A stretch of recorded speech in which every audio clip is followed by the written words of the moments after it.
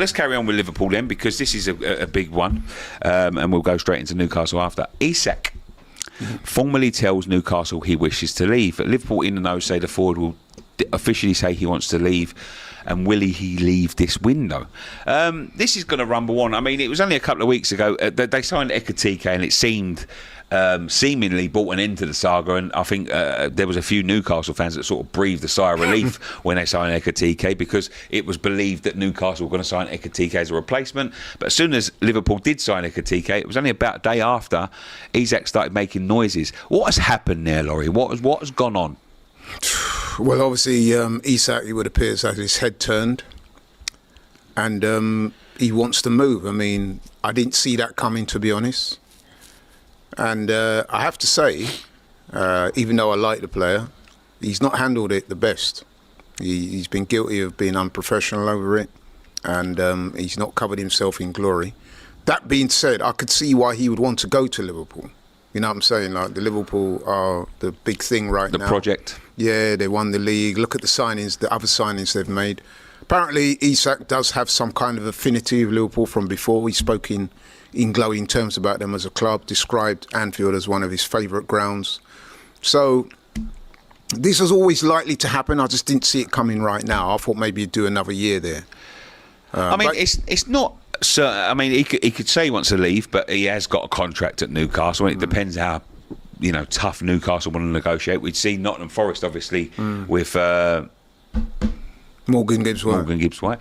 With Morgan Gibbs-White. Held hostage by Marinakis. Shut that deal down at the door. I've never known a club like gangster. Gangster. To reach a release clause, and the geezer goes, "I don't think so, mate. Sign this deal." So he shut. But don't you down. think with Isak though, right? I think his position there now is untenable, because this what's gone on. This is what do Newcastle. It's all very well them saying we're going to put our foot down. He's going to stay, but.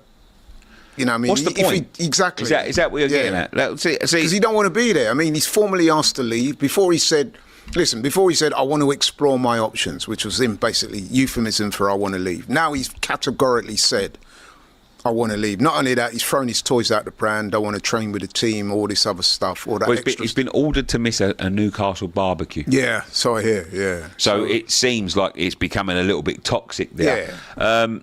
You're not going to get the best out of the player by doing this. So if you're offered a substantial amount, okay. If I'm Newcastle, I'd be inclined to take it. Well, this is the bad part about football. Where he's had his head turned, I don't know, because there's obviously because on the outside, looking in, right. Ekatike went now. That was the end of it. Yeah. That was the very end of it. And you thought to yourself, right, yeah, obviously they're not going to go for Isak now that they've signed Ekatike. All of a sudden, Isak's making noise. I want to leave. So that's come from somewhere. Yeah. He hasn't just started to make these noises without having some sort of discussion with someone down the line. Yeah. Is it tapping up? I guess so. It must be if they've not given them permission to speak. But although it was interesting that, I mean, you probably heard the same rumour, but apparently Isak is unhappy with Newcastle because, according to Isak and his team or representatives or whatever it is, Newcastle have reneged on a previous agreement to pay X amount of money. So they're citing that as one of the reasons why Isak might want to leave. Now, how true this is or not, I don't know. Was it a gentleman's agreement? Was it in writing? Who knows? But that is one of the reasons that they're saying that Isak is unsettled at Newcastle. But my thing is, how comes you're just bringing it up now? Yeah. Like, so if they're reneged on a deal to pay you, surely you should have addressed that weeks ago. Before I make this next comment, Laurie, is it right or wrong from the player? If the player's unhappy and he doesn't want to play for the club anymore and he wants to go and play somewhere else, is it right or wrong for him to act like this, or should he just get on with it? I've been quite categorically clear about this. I think that he's acted unprofessional. I've seen him do it. I've seen Wisa do it, and I've got to be honest. Even Gyökeres has done it to a certain degree. Well, this is the next comment. Exactly. That's why I asked you that before. I think that. I mean, you only had to see what Harry Kane did when he could have left Tottenham. He didn't down tools. He didn't refuse to train, and he got his move in the end, and it worked out fine. So, but that was in the end. They did keep him there for a few more years than he wanted to be there. Apparently, that was a gentleman's agreement. Right. So I don't see. Sometimes. you have to know the ins and outs of what's going true. on at a club, right? So, this is, and we all love our football clubs. You love Arsenal, but if there is a player at Arsenal, he may love Arsenal. The club don't want him.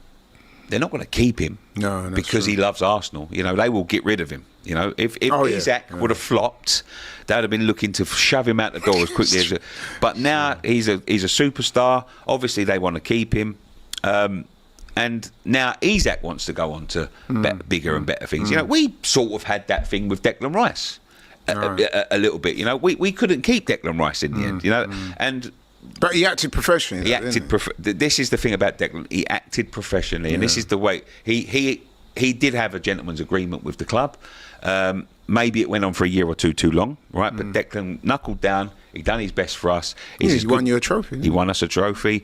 He left on relatively good terms. I think the choice of club may have soured it a little bit, but I'm just saying, like, there is a way to do it. There is a way to do that. To go in, my mum always used to say to me, Nicky, and this is to do with anything, whether it's work, relationships, any walk of life, always try and leave somewhere on good terms. Because you never know where it might, Never burn your bridges. Yeah, exactly. So because he was on his way to being a club legend. He's just won the first trophy in 70 odd years. He scored the winning goal, or one of the goals. He was their best player. He was their best player by far. He's exceeded all expectations. He's tripled his value since he's gone there, and he wasn't cheap to start with. He's an absolute global superstar, probably one of the best strikers in the world. What you said there does ring true. What you were saying about when it suits the clubs, and they will do dark arts to get rid of a player. Anything from releasing little bits of information about the player to make him look a certain way. I've seen clubs do that. So listen, clubs are not beyond the pale. They do this kind of stuff as well. But speaking as a fan, speaking as an individual, I would always want to see the player conduct themselves in such a way that they are beyond reproach. So, like we just said with Declan Rice, the way he conducted himself over that move, a lot of the West Ham fans were not happy with the situation, selling him, especially to Arsenal. But at the end of the day, when he's left there, he can look any West Ham fan in the eye and say, look, whilst I was at the club, I conducted myself as a professional. I always gave my best. I just wanted to exercise my right to improve myself as a player, financially, whatever the case may be. And fans over time will understand that. Yeah. But when your legacy is of one... Isak's worked so hard to establish a legacy, and now he's tainted that legacy by the way he's carrying on. If he doesn't get his move, what does he do? Well, he'll have to knuckle down and get on with it. This is the thing. But that's not easy because there's a lot of water under the bridge now.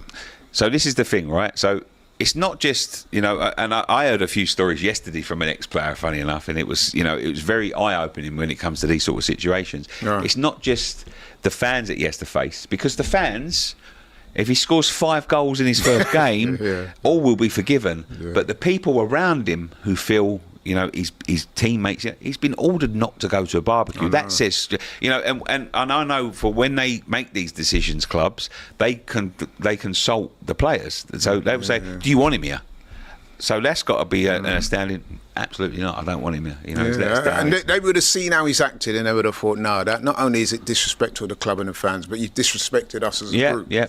Not only that, a lot of the times, and you know this yourself, Nicky, a lot of the ways that these things get resolved is by giving the players sweeteners in the terms of money and contract beneficiaries and stuff like that. Now, if you're a player and you're hearing that after him throwing his toys out the pram, they've given him more money, they're giving him more this, more that, how are you going to feel? You're going to think, look, this guy's acted like this, and basically you've rewarded him by giving him all that. What about us?